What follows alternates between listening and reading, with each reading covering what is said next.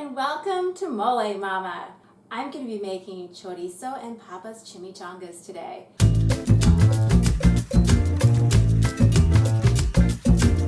Family favorite recipe. It takes potatoes, Mexican chorizo. I'm going to wrap it up in a flour tortilla, put a little cheese, and fry it. This is not a low-calorie recipe, but one that guests, family, friends will absolutely love.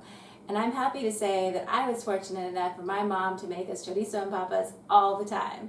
I'll be back in a moment and we'll get started. We're getting ready to start making those chorizo and papa chimichangas. First step in the recipe is chorizo. I like to buy mine at our local Mexican market. I also like to get chorizo suelto, which means that it's not in a sausage tube, it's just loose and it's much easier to work with. I know that in some parts of the country you can only get this in large supermarkets.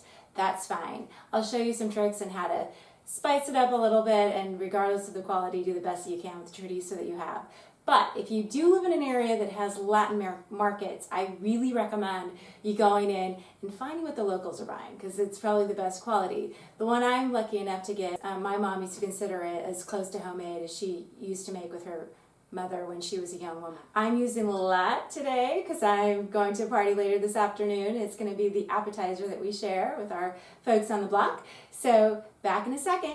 Here's our yummy chorizo and papas. Almost done. Been cooking for 45 minutes.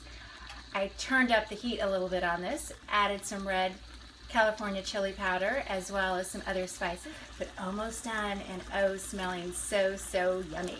I can't wait. Yum!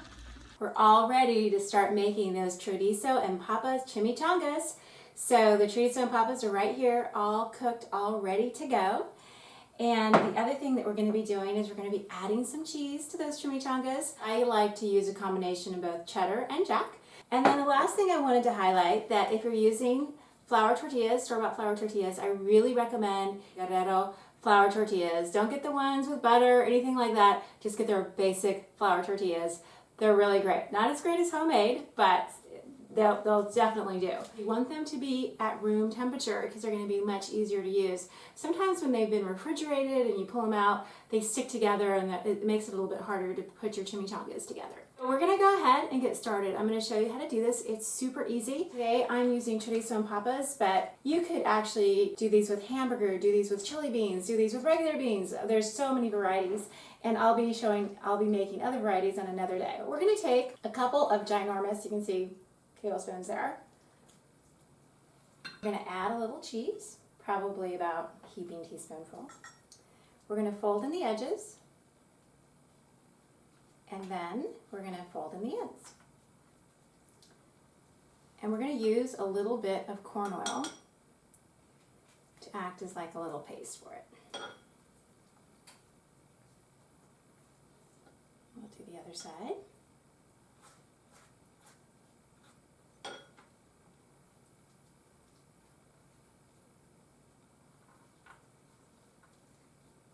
And there's our first chimichanga. My mother would make these for us when we had lots of work to do on the ranch. They're, like I mentioned earlier, they're really filling, and they make it quite easy for you to actually skip a meal or two. So she make them for us.